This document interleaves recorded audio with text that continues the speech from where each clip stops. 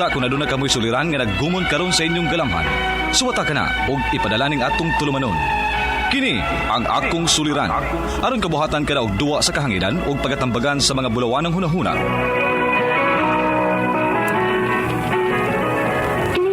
Ang akong suliran. Kini ang akong suliran. Sinumat ni Teresa Tirul Soria, ubos sa direksyon ni Ingrid Miss Iver Tudaso. Dalit kaninyo sa RMN Drama.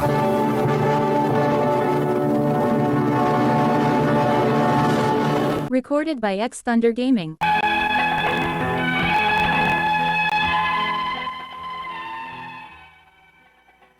Mayong adlaw kaninyong tanan nga nagpaminaw karon, ning tulumanon kini ang akong suliran.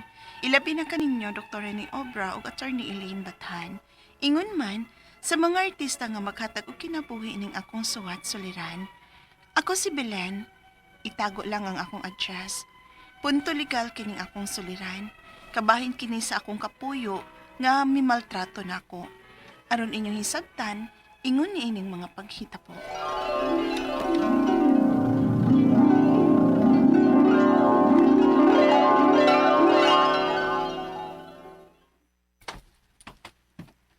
Belen, mag-ipon na lang ta. Ha? Bago pa gani ta, Tony? Dili na ta mga bata, oy nga, ipaagi pa na ito kuya-buya pa. Mahal ko ni mo. Mahal sa ka. O sa problema na. Kung may gusto ni mo, sige, magtipon ta.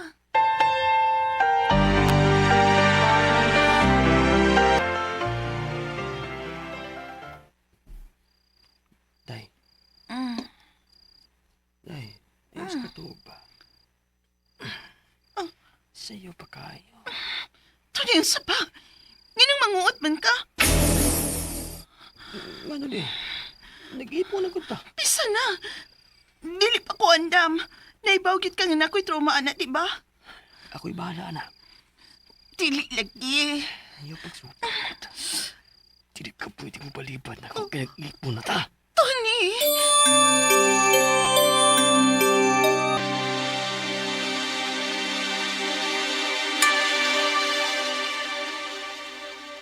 Di na maayo, no? Wala ni sugot lang sad ka. Oo, kay nasuko naman siya na ako. Mahatlok man ko ni Tony, day, uy. Isumbong na, oy. Asa mo ko musumbong? Musumbong ko kay dili ko gustong magpahilabot sa kong katipon. Dili ka ko himuon ng katawanan anak nila, day. Day, Belen.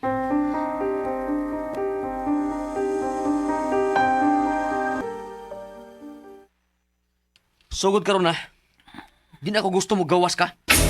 Ansa? Mag-usabang ko din hisbay. O pagkitang lingaw ni mo. Basta kay ayaw paggawas ha. Kung dili ka gustong dunay daotang may tabo ni mo.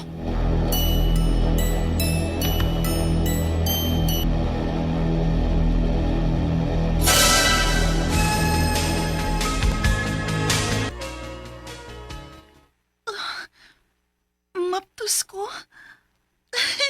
Basig malipay si Tony kung mahibaw siya nga maptos na ko. Tingalig mausap na siya. Bugo! Tony! Bugo kang dako! Ano nagpamabdos magka ha? Uy, ipakuha na ha? Ipakuha na! Dili ko musugot.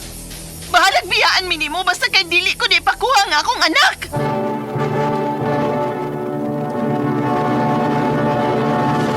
Recorded by X Thunder Gaming.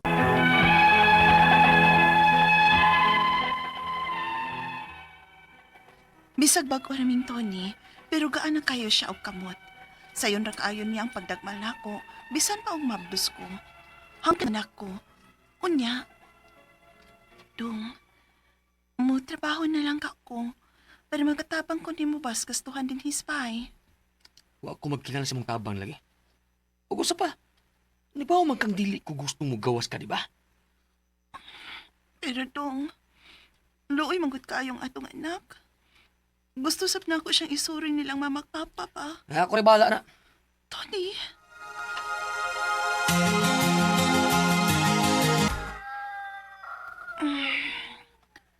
Nak, anak? Ginoo ko! Tony!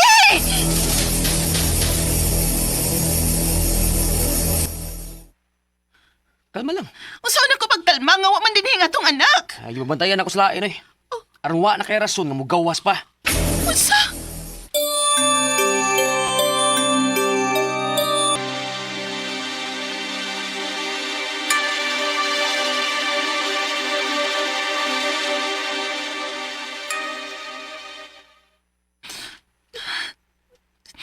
Dili na gyud ni maayo.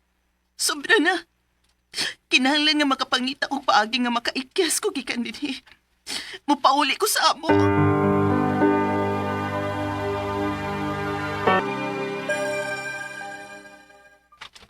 Bilin! Gawas diha! Dala sa si Tunis gawasak. Gawason to. Ayaw pa. Pasagdira na siya diha. Mo-file ko restraining order aron dili na siya makaduol pa nako. Bisag na ang sa ni kanan, sige paghapon siya og samok nako. Ang ako mga pangutana mo kining mosunod. Uy nang pangutana, dili ko gusto magpahilabot sa akong katipon kay nako'y traumaan ng butanga. Obligado pa day ko nga magpahilabot niya tungod kay nag-ipon nami. O pwede ko nang maapil sa akong ikaso niya. Ikaduhang pangutana, pila ka tuig ko niyang gipreso sa bay kay dili siya mosugot nga motrabaho ko. O gibaharan ko niya nga dunay daot ang may tabo nako kung musupak ko. Unsay pwede na akong ikaso niya? Ikatulong pangutana, doon na may anak ug wa ko mahibaw kung asa niya gida. Unsay paagi para makuha na ko balik ang akong anak? Ikaupat ang katapusan, ni-file ko restraining order kay hangtod karon magsigig hapon siya og samok. Pero kung mugawas ko, muduol gihapon siya. Muatras lang siya kung musyakit ko. Unsay laing pwede nga paagi para dili na siya makapaduol pa nako. Palihog, tabangi ug tambagi ko, kini ang akong suliran, Belen. Mayong adlaw mga sukintig paminaw kini si Attorney Elaine Bathan og akong tingog ako today ang mohatag ninyo og tambag tubag solusyon kalinawan sa inyong mga pangutanag mga problema na may punto legal. Of course, ang mga medical nga mga pangutanag mga problema kaya nang tubagon sa ako ang partner sa kahanginan nga si Dr. Rene Obra. Busa guys, unsa naman inyong gipaabot? Ipadang inyong suwat sa suliran_612@yahoo.com or sa ato ang Facebook account nga kini ang Akong Suliran Official Writers Page. Pwede sad atong ipadala sa 3rd floor, Jose R. Martinez Building, Osmeña Boulevard, Cebu City. Lain-lain, klase-klaseng pamaagi kung saan nyo pagpadala ang inyong suwat o mga suliran diri namo. Namong hangyo lang yun ninyo guys is kompletoha ang mga detalye, hinungdan, sinugdanan, anang inyong mga pangutana o mga problema para as mas klaro o mas masabta namo, no? Kung unsa inyong mga giagian in life o mas klaro po namong mahatag ninyo og ang among mahatag nga tubag, ha? And ayaw pang luod guys, kung pananglitan, nagpadamog suwat unya, feeling ninyo wa man ni gi-air, wa man na mo gipalutaw sa kahanginan, ha? Guys, kibaw ba mo nga daghan? Of course, no mapasalamaton ka ita. We are very grateful and we are very thankful sa ato ang mga letter senders nga mupada sa ilahang mga suwat. Diri nato daghan ni sila, ubay-ubay ni sila, mauna nga paabot gamay sa mga nagpadana sa ilahang mga suwat suliran kay who knows, no? Next time inyo na po nga suwat ang amuang mahatagan og higayon nga ma-air, no? Mahimo ang drama sa kanginan og ma-portray sa ato ang mga artista. Shout out sa ato ang mga scriptwriters, ato ang mga artista, spinner, editor, no? Ang ato ang director, of course, no? Ug ang mga artista nato, no? And punto legal man ta karong adlaw si Belen. Di na to isulti taga-asa siya. Ako ray nahibaw. Punto legal kabahin sa iyahang kapuyo nga agkuy sa ato ang drama kakita, dili ta kakita pero ka-imagine ta unsay iyahang giagian kay gaan kay kamot tawhana. Sige lag, no? Panagmal, bagag naong. Uy, mupasakit niya, in other words. Uy, human naman untang Women's Month. Napa may naabusar dire. Atong itagos pangan nga sa si Belen, no? Kay maski pag nihawa na ni siya, sigihan gyapon siya samok. Nanan yun, adlam siya mga ginikanan. So, Una niyang pangutana guys, dili siya gustong magpahilabot sa iyahang kaipon kay naa na siya'y trauma anang butanga. Obligado ba di ay kuno siya nga magpahilabot tungod kay nag-ipon sila or pwede ko nang maapil sa iyahang kaso. Pwede ka mo balibad kay ana man ganing minyo. Pwede man gani mo balibad kay di man gud na. Yes, that is true. Between husband and wife, obligado ta nga makighilawas, carnal knowledge, kay that is a sign of love, no? Respect. And the purpose sa kaminyoon is to enter into family life para mabuntis, makaanak. Pero, di sad sa tanang higayon. Only when, okay po ta. Kay di ba sa tanang higayon, fighter ning atong lawas, ha? No? Kay kita pa'y nang laba, kita'y nagluto, kita'y namlansya, kita'y nagsabog tubig. Ogoy, kakapoy na pog higda, tihay agpata. Uy, dili man na ingon ana. Dapat consensual yun na ang act of sex, ang act of making love. Legal nga termino, carnal knowledge. Samot na ng inyuhang kondisyon or sitwasyon nga di man ka obligado. Ngano? Puyo man mo, di man mo minyo, no? Wa may balaod magmando nimo, di ba? Di man gani makapugos ang balaod kung minyo, kamo pa. Consensual man gyud na ang kanang pagpakighilawas. The moment mo di ka, that can even be tantamount to rape. Naamang ganing marital rape, kana pa bang sa inyong sitwasyon. Plus, kung na-trauma ka, di sagid kaniya pwedeng mapugos, no? Dili ka obligado ana dihan dapita. Di na nato ipamugos. Ikaduhang pangutana, pila ka tuig ko niyang gipriso sa balay kay di siya mosugot nga mo trabaho ko. Goy, insecure si kuya. Og di bahag kay gibaharan kuno siya nga dunay dautang mahitabo niya kung musupak siya, unsay pwede niyang ikaso. Abuse man yun ni, in all forms, no? Daan siyang kamot nimo, manapat siya, physical abuse, no? Katong pogson ka, that's even rape, my dear. Og ang kanang di ka patrabahoon, that can even be an economic and psychological abuse, kay baharan pa kaniya, kumplitos rika, kung asa niya gidala, unsay paagi para makuha na kung balik ang iya kunong anak, or makugbalik ang akong anak, no? Sa iyang pangutana. Of course, kinahanglan gyud ta nga maniid moadto ta sa pulis para mutabang og pangita. We can file a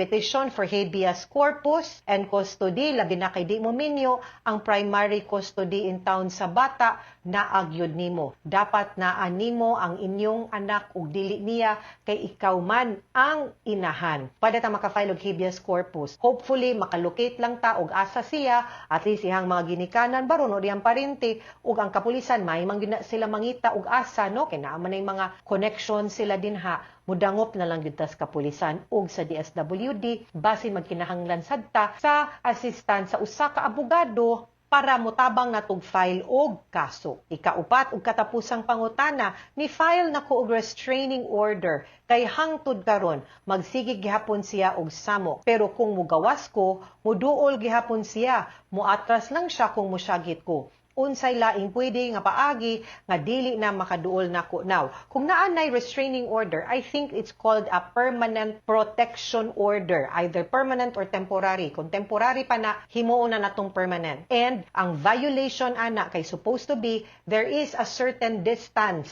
nga diha ra siya taman, di siya makaduol gyud nimo. Di siya pwede mo communicate, mo text, mo tawag, mo hulga samot na pagduol nimo. And a violation of a protection order may even result to imprisonment. Naamang kaana, isumbong, iblatter sa pulis, madakop na siya dayon. Patilawon ta nagtagam ang kanang imong kapikas nga magsikig haras nimo. Ibog man di ay siya nimo, nahigugma siguro na siya nimo, nganong wa man kaniya gitratar og tarong. No nganong nangabusar man ni siya. Pero may nalang sad yun, and I'm very glad Ma'am Belen, nga ikaw, you did the right thing.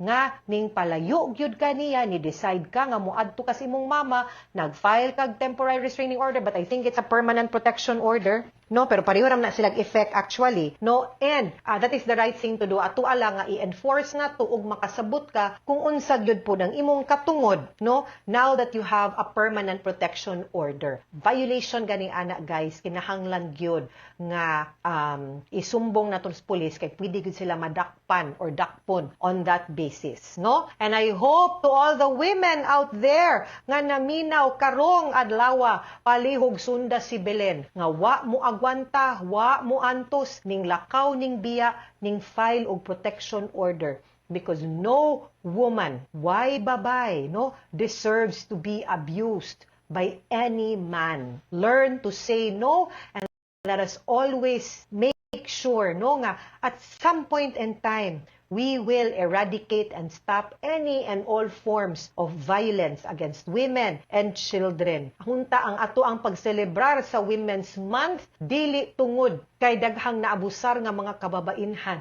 kundi gi-celebrate nato no how beautiful and magnificent it is to be a woman. Mga sukindig paminaw, hinaot unta nga namoy nakutlo na pagtulunan karong adlaw. Kini si Attorney Elaine Bathan, daghan kayong salamat sa inyong pagpaminaw sa atong tulumanon hangtod sa sunod nga sugilanon din higapon sa tuang programa. Kini ang akong suliran gikan sa RMN Production Center, Radyo Mo Nationwide. Tatak RMN, daghang salamat og maayong adlaw.